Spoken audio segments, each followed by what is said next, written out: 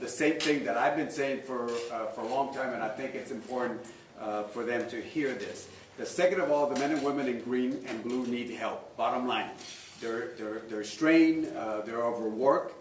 They don't need just a pat in the back. They actually need the resources, as many of the mayors and the county judges. They need the technology, the personnel, the equipment, so they can do their job. What are we looking at? Let me give you the latest numbers as of October, well, from the fiscal year that started October 1st of 2020 till August 11th of just yesterday.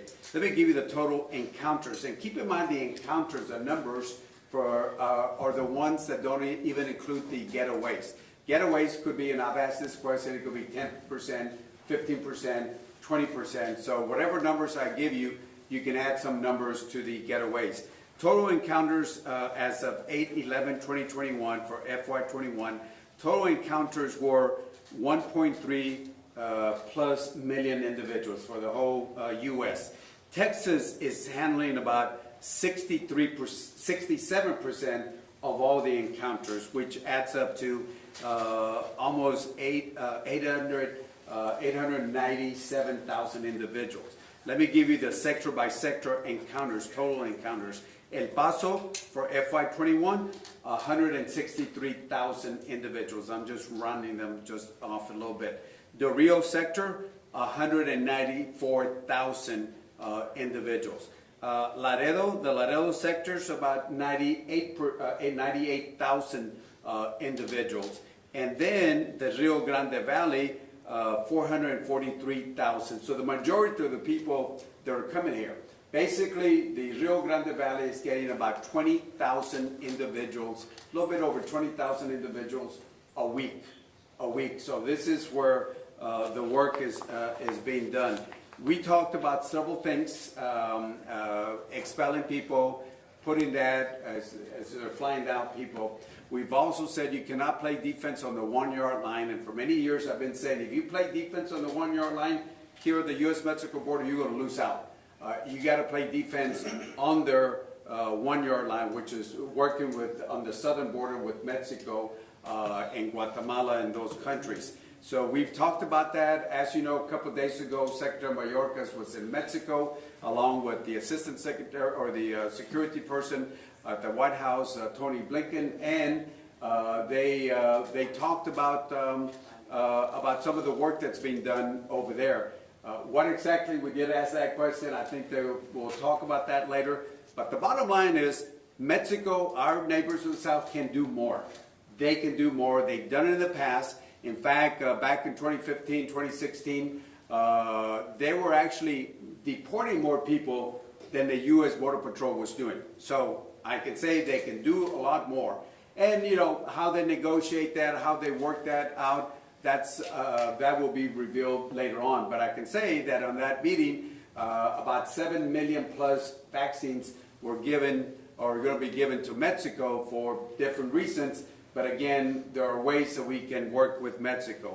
The non-essential, I'll finish with this, non-essential border crossings, we were very open about that. In talking to him, we see Mexicans fly in, we see undocumented people come in, but the legal visa holders that spent before the pandemic over $19 billion are not coming in, We got to work with Mexico, and I think everyone saw this.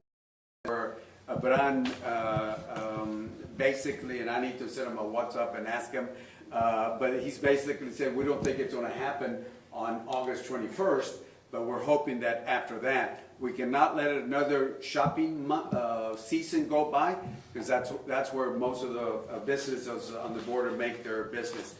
So again, what's going to happen, what happened, I think, we're asking that, so what really happened from here? I think it was more in the listening mode. He met again with the border sheriffs and the police chiefs this morning.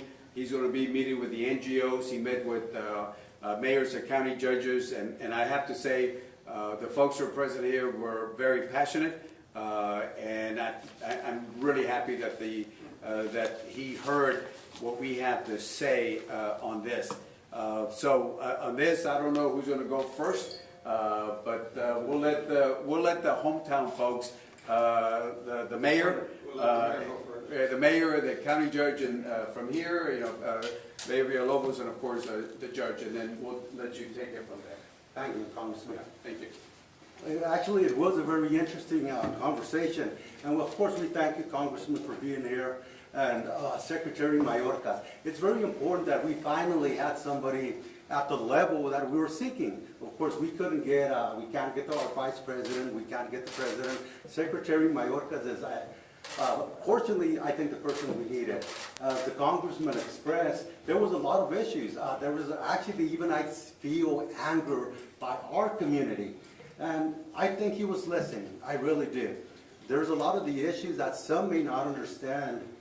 For example, Rio Grande, Laredo, even though they have the issues, they still don't have the issues McAllen has. You know what, everybody wants to be number one, and McAllen is number one. But in this situation, I don't think we want to be. We told, or we talked, we informed what the issues are. At the very end, I think we know. One common thing we all had is curtail it, stop it, pause it, moratorium, whatever term you want to use. That's what we need. Give them time to fix a policy, do whatever they need to do. So that's what happened today, and I just want to once again express my thanks to Congressman, Secretary Mayorkas, and of course everybody being here to support all of us. Thank you.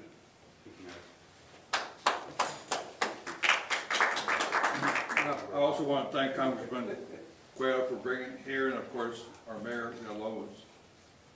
To kind of summarize the meeting, he told us he knew what the problem was. And he knew that the model that the federal government is using is not sustainable and it's not working. So for us to try to define the problem over and over again does not solve the problem. So he wanted to hear from us as to what we thought would be helpful for them to consider in order for us to fix this. Well, as you can imagine, these are not easy solutions to find. If they were easy, we would have already done them and we've already been implementing them. But we find ourselves that we're right in the middle of a pandemic. That pandemic is surging right now to a level, to a high point, that a lot of people are very, very nervous. Where schools are going to go back, children are going to go back to school. Right now we have a governor that says that he doesn't want us to use masks, so we're preparing to send our children back into our schools without any protection whatsoever. We know that that is very dangerous. Why is that an additional concern behind the obvious love for the children that we have is that we're already at pretty well capacity in our hospitals and our ability for us to serve people that need health care. What is the contribution of this immigrants to our health care burden? Right now we have 25 people that are immigrants in our hospitals. 14 of them have COVID and 11 have other conditions. We want to humanely, safely take care of all people, including the immigrants that are here with us. But they're coming at a time that we need all the capacity we have in order for us to serve our community. So the suggestion that we gave him was to put a moratorium, you can call it whatever you want to. I think, I'm not a lawyer, but I think a moratorium is nothing more than the legal delay of the law, is to stop the flow of seeking immigrants, because that is where the highest volume is coming. And it's a responsibility that belongs to the federal government, but however, the reason that we have El Salvador's Park and hopefully people in El Salvador's Park is because the federal government doesn't have any place for us to take them. And when these people are turned loose, when they're turned loose by the federal government, they are free people. They are free people. They can do and go anywhere they want to once here. What happens when they do have COVID? What do you want us to do? Just let them go free? That's why we made an investment to try to protect you, and put them where we can really take care of them. So we're hopeful that now that he understands the problem fully, that there's really only one quick solution that we need immediately because of the surge in numbers, and that is to put a stop to the flow. And hopefully, he'll come back with a plan to do that. Thank you.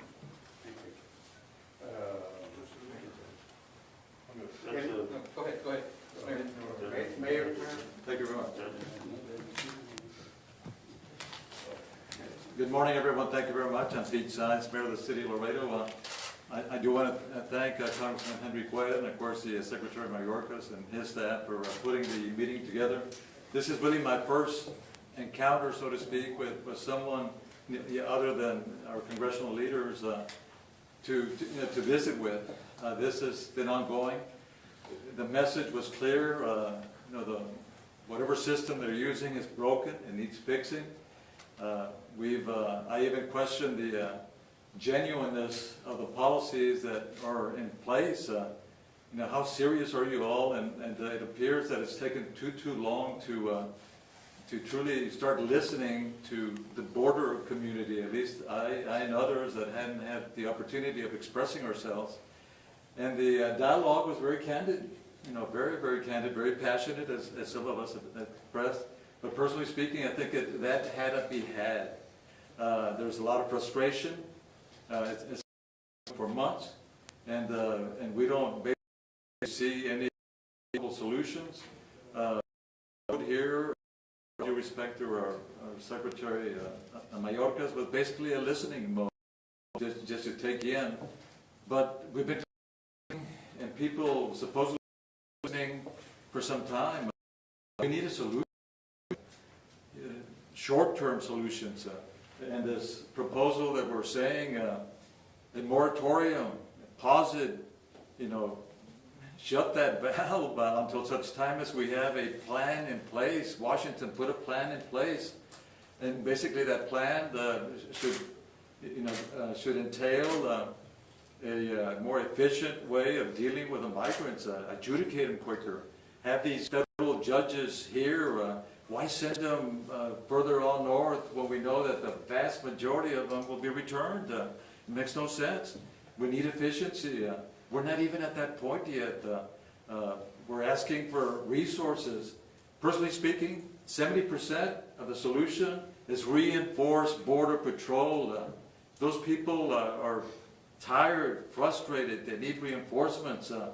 And I'm told the Border Patrol budget has not been increased. That's part of the solution. Those are the people that we need to have side by side and reinforced, because without them, I think it's just going to continue to grow, and I don't know where it's going to take us. But apparently it's a tsunami now, and something should have been done early on. That's hopefully now they step forward toward. The only thing I heard personally is that the Secretary and others have been visiting with Mexico. Wonderful, and that hopefully in the short term there may be some solutions that could be effective for the border. I stand ready to listen to that. I stand ready also to do our part. But keep in mind, this is a federal issue created by failed federal policies. And they're expecting us, the smaller entities, communities, to bail them out. Very, very unfair. And I know we can do better as a country, and we should do better. And my expectations are high, and I won't quit complaining or talking until such time viable, practical solutions. Be it Democrat, be it Republican. We need to secure the border. Way back then, each president brings their policies. We respect that. But here, my understanding is the current administration wanted to do a virtual wall, an intelligent wall. And we haven't seen any elements of it. I personally haven't seen it. I don't think any of us. What does that consist of? Personnel. Bring more personnel, Border Patrol, CBP, technology, road building in our river edges, where Border Patrol will have a decent accessibility to whoever's coming across, clearing the brush area for lines of sight. That they ran on, but what is it, 8 months now, and we haven't seen any of that? Anyway, thank you so much. Appreciate it.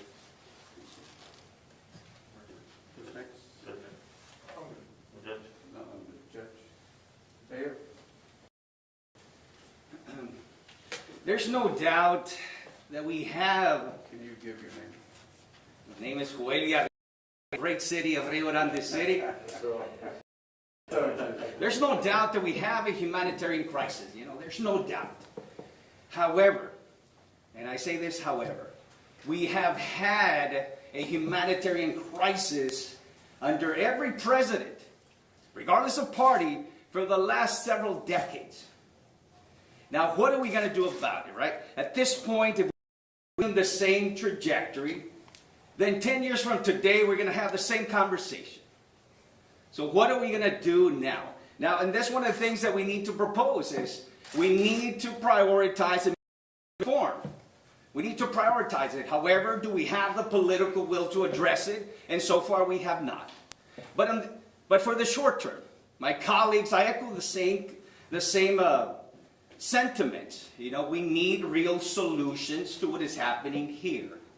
And I know we're going to continue to work with the different entities to make this happen.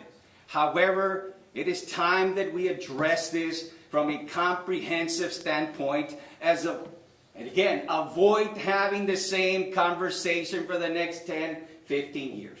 So again, and I want to stress this, it is not on a single party. It's not the red or blue, it's the red, white, and blue. I know. Point is, how do we address it together? How do we go about addressing it from the root? And then as well, help out our communities we have to increase the resources as necessary to manage the flow of migrants. There's no doubt. So with that, it was a very successful meeting. I think we are going to get some true results, and I am confident that we're going to go in that direction. And the gentleman here, we all stress the same sentiments. We need real solutions to what is happening here. And constituents are asking us, is what's going to happen? So with that, thank you so much for being here. Appreciate it. All right, thank you, Mayor. Webb County Judge, Tano Tijerina.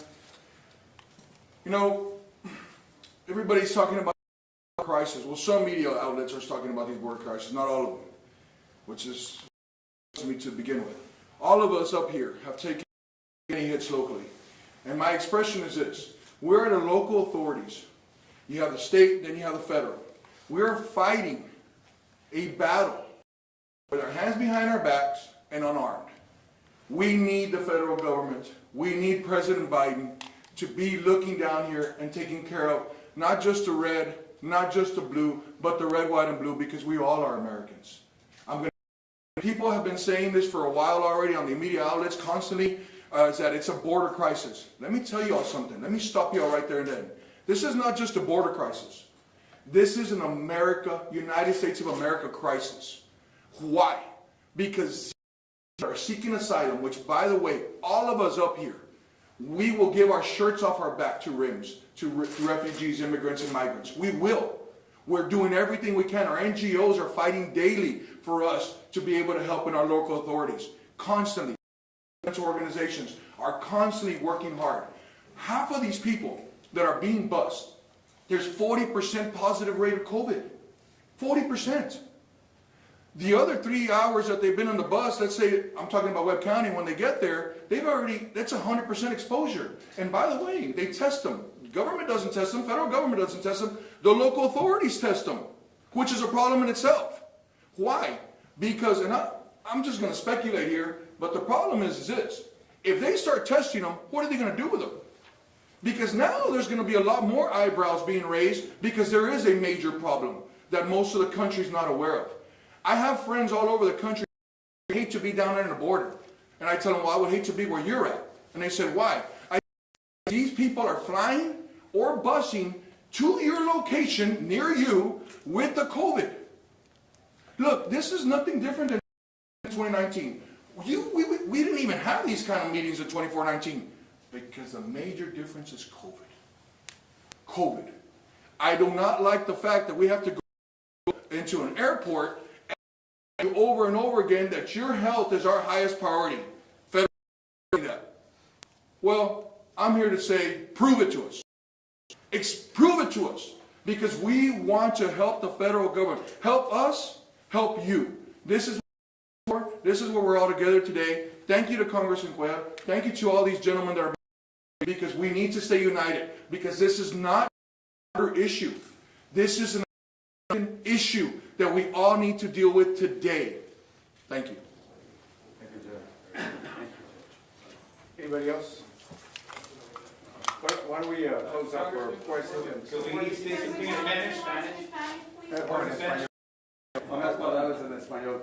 Bueno, primero tuvimos una junta muy importante con el secretario Mayorkas, donde por meses de enero pidió que se debe de juntar con las comunidades. Es muy importante que no nomás oigan de las personas que quieren la reforma de migración que todos nosotros queremos, los activistas, pero también debe de tomar el tiempo con las comunidades en la frontera y con los hombres y mujeres en verde y azul también. Fue algo muy importante, hablamos y ahorita lo voy a dejar a los alcaldes y los jueces que digan en español, pero que venga aquí a oír a los jueces, a las y ahora en la mañana estuvo con los jefes de policías y también con los sheriffes también. Ahora en la tarde va a estar con los NGOs, Catholic Services y otras personas. Es importante que lo que estamos haciendo es algo muy difícil. Como dijo el juez Tejerina, lo vimos en 2014, 2019. Ahora en este año, pero la cosa que es muy diferente es que tenemos el problema COVID-19.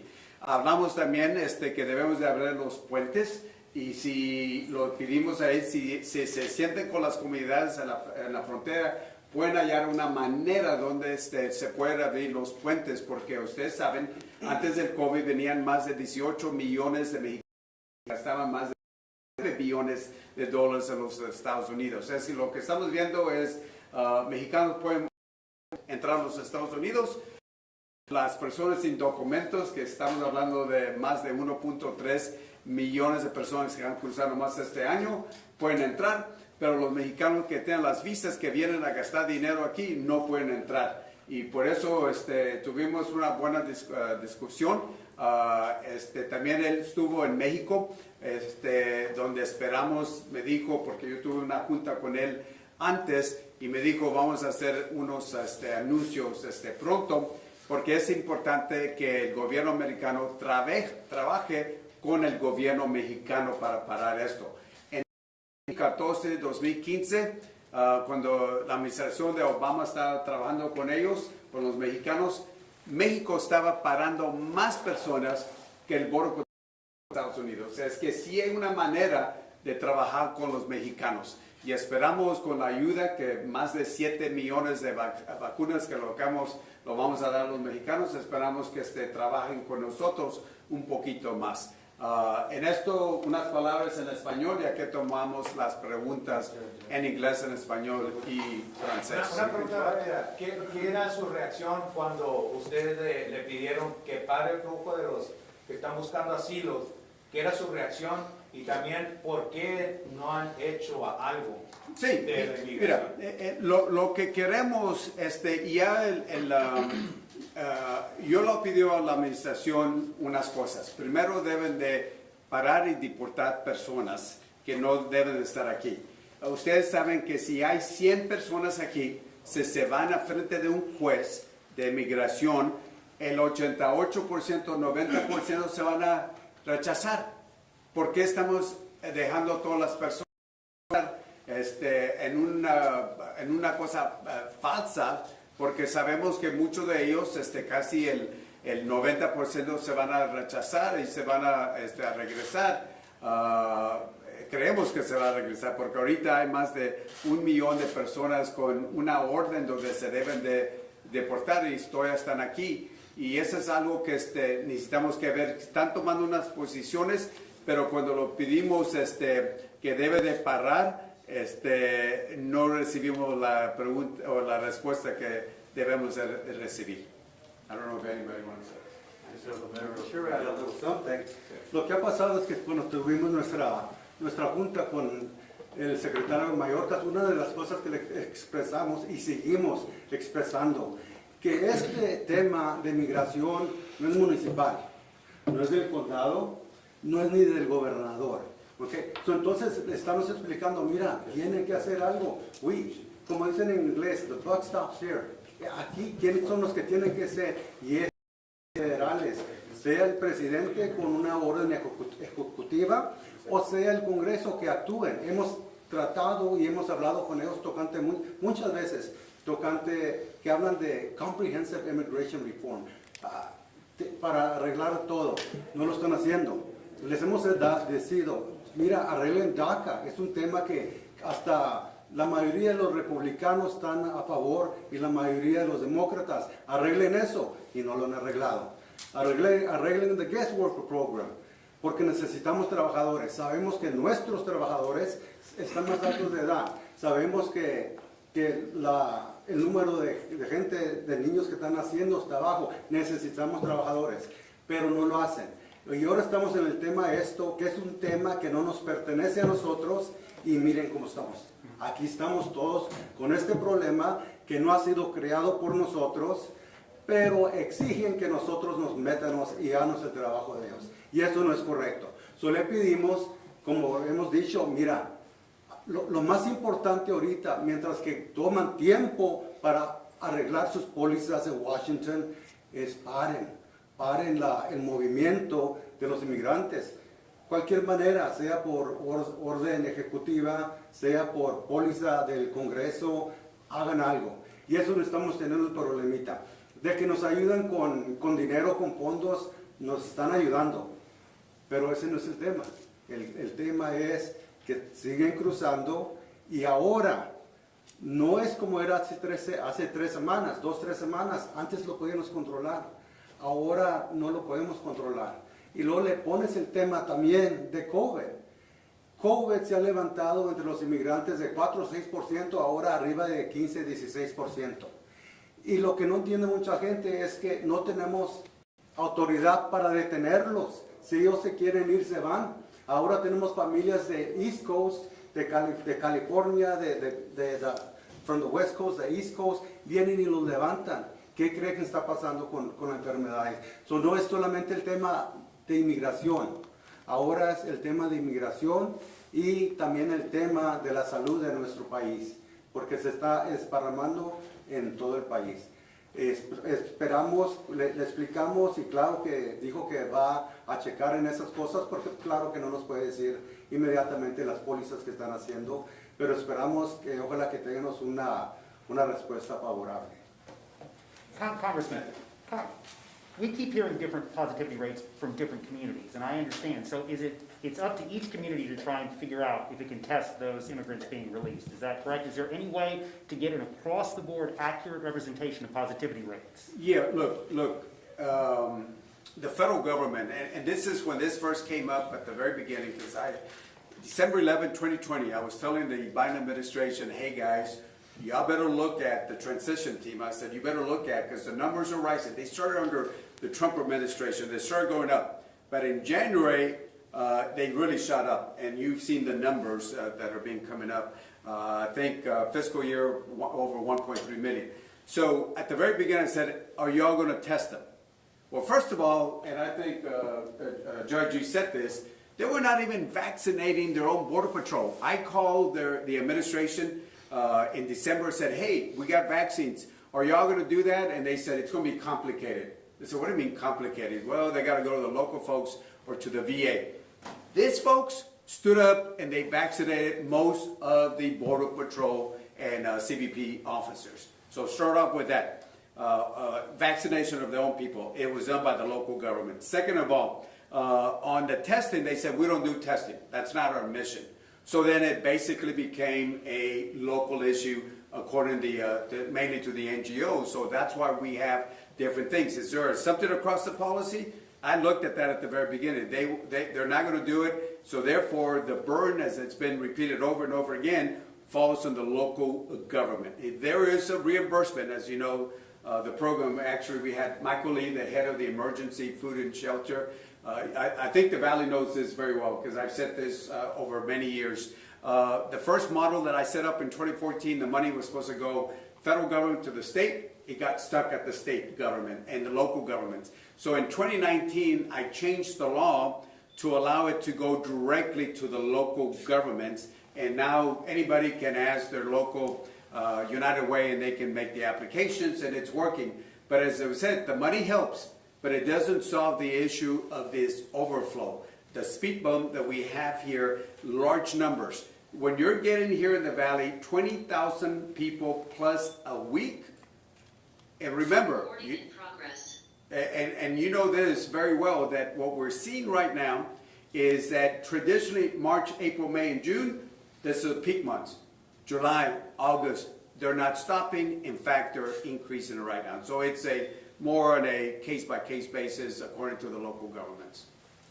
Mayor Sines, we briefly talked with you a couple days ago. Can you first of all explain or tell us how many migrants are being treated at your local hospitals? Is more than 40 await a bed? Correct. Yeah, there's been a process there in the city of Laredo where we're taking the overflow of the RGV area, this area here to Laredo, to a tune of 200 more or less a day. It's gotten to the point in Laredo that we had to file a lawsuit against the federal government simply because we had very limited NGO capacity, and then they got quarantined, and then to top it off, our hospital capacity is extremely limited. We're a severely underserved community medically, primarily because lack of staffing as many hospitals throughout the state are now experiencing. So we had no other choice but to enter into the busing agency business, the city of Laredo. So in essence now, we settled the lawsuit. Border Patrol actually takes these 200 migrants to their facility and they process, and then quickly they take them to a facility that the city owns, and then we in turn bus them. But the question we get is, Mayor, you're not testing?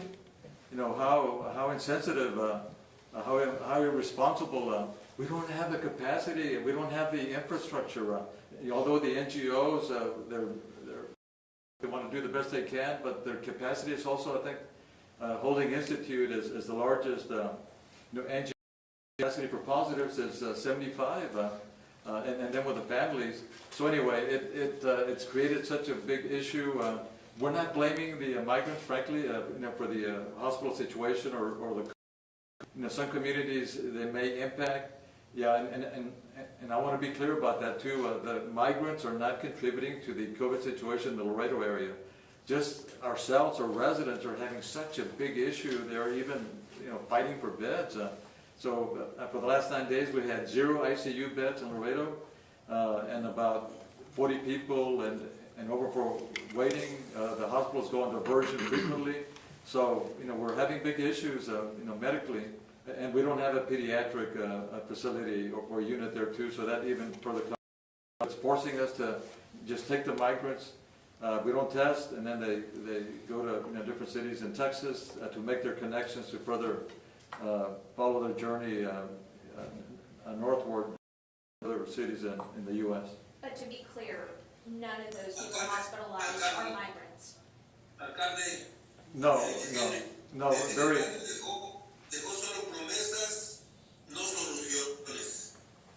That's a reporter from Laredo, Texas. Okay. Yeah, no. Currently, we get 1 or 2 maybe a day or something like those lines. The last one we've had, I think, was a 3-month-old child that had COVID and pneumonia, and that child had to be transferred someplace else. So again, it's not the migrant population that's totally impacting, but it's gotten to the point now that any other layer of population that comes into our community is truly fighting for a bed there in the city of Laredo. And I personally feel, and I think, I don't want to speak for the other mayors, but should have a preferential right. I mean, they live there. The federal government has a choice.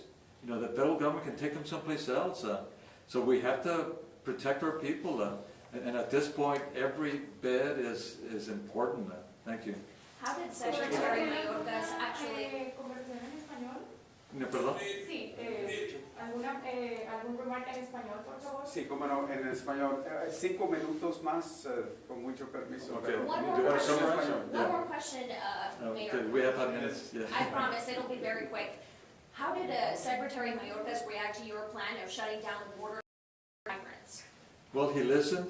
The point of consolation, if you can call it that, was that he said that he had been visiting some of the Mexican top officials, and that apparently they're working on a solution, and that he would disclose that solution sometime in the future, hopefully in the very near future. Hopefully, that's my hope. But that's the extent of, and that they've been working also and having these migrants apply remotely, from their countries of origin or somewhere close to those countries. Yeah, there you go. Let's allow a couple people from San Antonio Laredo to ask a couple questions. Okay, perdón. Una cosa, ¿qué es lo que la gente que no vive en la frontera, que dice, pobrecitos los inmigrantes, ustedes están tratándolos, esto es discriminación, etcétera? ¿Qué es lo que la gente que no vivimos en la frontera no sabe de lo que ustedes están pasando? ¿Lo puedes explicar, por favor? Sí, gracias por la pregunta. Para nosotros es un acto de desesperación. No tenemos otra manera de expresarnos. Nos han forzado el gobierno federal en darnos esta cuestión, este problema que totalmente debe ser resuelto por el gobierno federal, pero tenemos que tratarlo nosotros y estamos haciendo todo lo posible en la mejor manera humana de tratar con los migrantes también. Tenemos nuestra gente y tenemos los migrantes también, pero yo digo, el gobierno federal tiene una opción. ¿Para qué ponernos esa presión a los locales cuando actualmente ellos tienen los recursos requeridos, si gustan, por voluntad propia, pero no han ejercido esa voluntad? Y es lo que queremos ver, una expresión de voluntad del gobierno federal, y eso es muy injusto, pienso yo en mi propia opinión. No se trata queremos tratar lo mejor que se puede, pero no tenemos, y hay un punto que estamos a lo mínimo. Gracias. I have a question for the Alcalde, mi pregunta es, ¿cuál es la solución? ¿A qué vino Mayorkas? ¿Qué les dijo? Pues realmente no entiendo qué pasó allí. La explicación, por favor. Okay. Sí, la solución, bueno, no ofreció soluciones a Miguel, vino a escuchar. Y escuchó bastante y escuchó a lo mejor además, porque unos nuestros de aquí estuvo algo apasionado a la plática. Pero creo yo que esa es la frustración que tenemos. Y no hubo solución, pero sí nos platicó que había hablado con oficiales mexicanos y que están trabajando en una solución. No nos dio cuándo iba a pronunciarse esa solución, pero esperemos que nos ayuden, pero hasta la fecha el sistema está quebrado y se requieren muchas soluciones. Before we go, sorry, anybody from San Antonio? We heard from Laredo, San Antonio. If not, let me be fair to a couple folks. Thank you, Congressman. I was from this Brendan given San Antonio report. I was wondering if you had.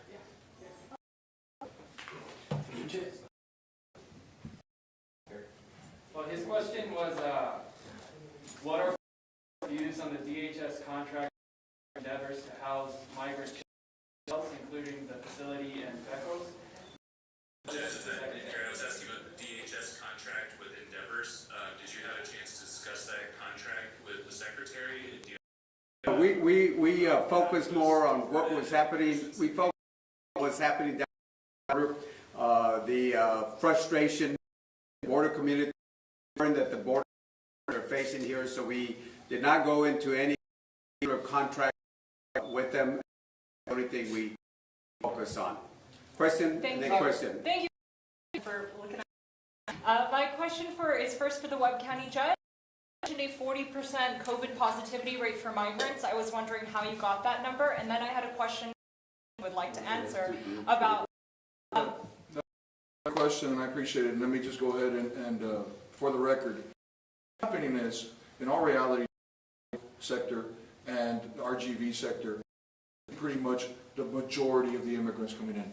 Good thing about Webb County is, and I say good thing because it's not really that good of a thing, But what's happening is they're kind of going around us. And the reason why they're going around us is because the cartels across the river are actually charging a little bit more. Whether that's true, false, we don't know. But that's we're kind of seeing that trend going. The point we're trying to make is we're getting about 4 to 6 buses from RGV to Laredo because that's where they start processing. It's called a processing center, okay? So what they're saying is because they obviously know the federal government's not testing.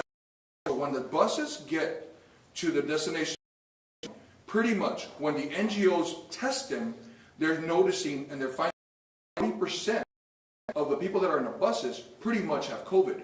What does that tell you? That it's 100%, you've already infected already 100% because they've already been in the bus almost 3 years over there. So right around there, the answer to your question is finding out our NGOs are testing us, and it's 100%. When the NGOs test them, they actually stay. Our NGOs they're staying 10 days, quarantining them for 10 days, and then they're giving them a vaccine before they leave to their destination. Not necessarily that are happening. So is the way that we're processing migrants spreading COVID since they're in such close proximity? Repeat the question, I'm sorry? Is the way that we're processing migrants spreading COVID since they're in such close proximity? I would have to. 2 more questions here, and then we're going to. What, you going to let Steve go first? Okay. You're a gentleman, a scholar. Congressman, Steve? yeah, you said earlier that it's about 20,000 in the valley last week, or this week. Well, 3 weeks ago, it was 20,000 plus. 2 weeks ago, it was 21,000, and then it was 22,000 last week. So I'll say an average of a little bit over 20,000 in just the RGV. Okay. Are they telling you the percentage they're releasing into the community and what percentage are being sent straight back? Yeah, I don't have the ones here to the valley. I can get them, but I can tell you Title 8 and Title 42 are being used, as you know. Title 2, you don't deport, you expel people under that. So, and I'll be happy to show you some of the numbers here. I got the general numbers. So Title 42 is being used to expel most of them. If you are if you're 3 profiles, if you're an unaccompanied kid, you pretty much are going to come in. Your family units, some are being deported as long as the kids are not under the age, I hear age of 6, whatever. And then of course depends on what the Mexican government, Tamaulipas, whatever, that's why they have those lateral movements, as you know, to find a place that they can send them. And then, but if you're an adult, most are going to be expelled. In Laredo, Laredo, for example, we get a few numbers of family units. About 90-95% are single adults from Mexico, so most of them are being returned. So it depends on whether you're Del Rio, Laredo, or the Valley. And then the judge said 40% in Laredo has COVID. Do you know the percentage in the valley? Well, no. Well, just real quick, I'll let him. What I was saying is 40% when they're being bused to Laredo. So they're actually coming from the valley. So that, that just wanted to clarify that. Yes, actually, fortunate that even though it has been, the activity rate here has gone from 4 to 6 to 8, over 60%. But I understand the issues, the problems that Laredo is facing now. If they're traveling together with some positive cases, and they get there, they may be having these issues. But here in Hidalgo, or whether it be in Las Alduas, Catholic, Cherry Center, McAllen, the positivity rate has been about a little under 10%. También comentaba que después de aislarlos los vacunaron. ¿Tienen números de cuántos han vacunado en las últimas semanas? Esa información no la tenemos porque no es la obligación. Muchas veces lo que pasa, nos hacen test, pero de vacunar nosotros no hacemos parte de eso. Congressman, apart from the COVID situation and the logistical nightmare of processing so many people, what really is the impact on communities here, economically, socially, politically? It's pretty well contained, right? The flow is contained. People are pretty overwhelmed, but I mean, the respite center here is handling the situation. Laredo's handling the situation.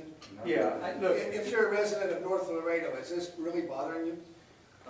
Besides, Yeah, of course. If I may, you know what? I'd say 90, probably 98 population in McAllen wasn't really concerned because everything was pretty orderly. You'd have the border patrol drop off, charities pick up the issue. About 2-3 years ago, we started having this. So the last number of our population knows. 2 weeks ago or a week, we taken emergency action where we set up a couple of tents. Got a call from Catholic Charities that they were going to have to release just immigrants into the community. COVID or non-COVID, we didn't know. We had to take an action. We had about 30 minutes, and we did. We acted, and we placed a few tents on Twitter, which were going to be there temporary just for a night while we figure out. The Commissioner Ever Villarreal, we were able to relocate. Once I'll do what was a much about the economy.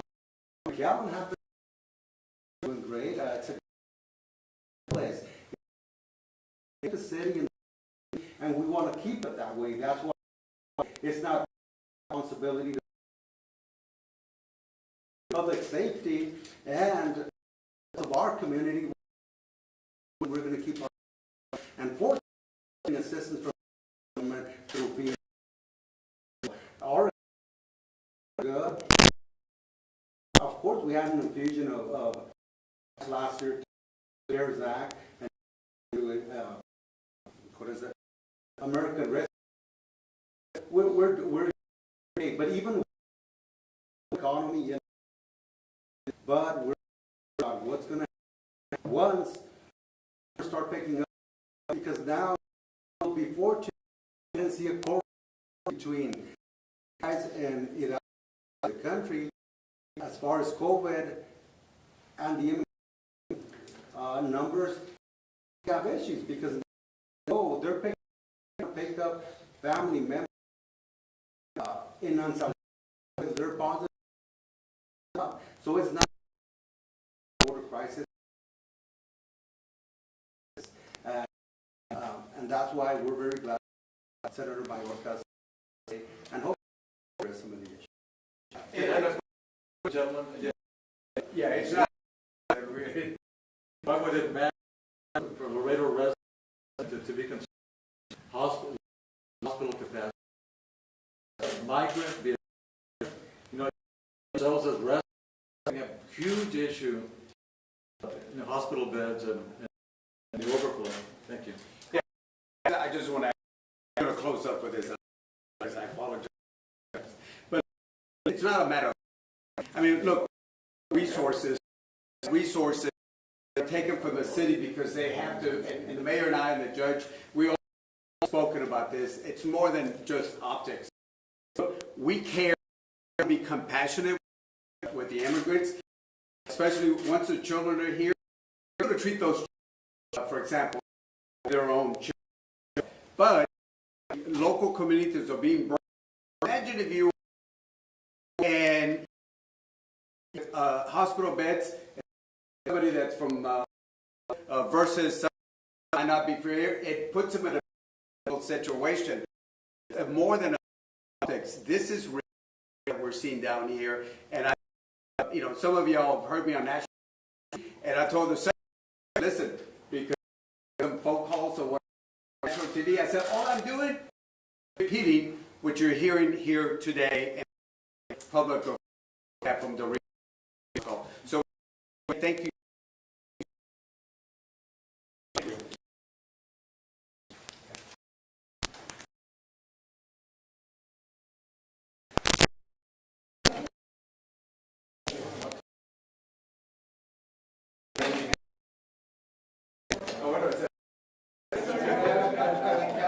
you were begging.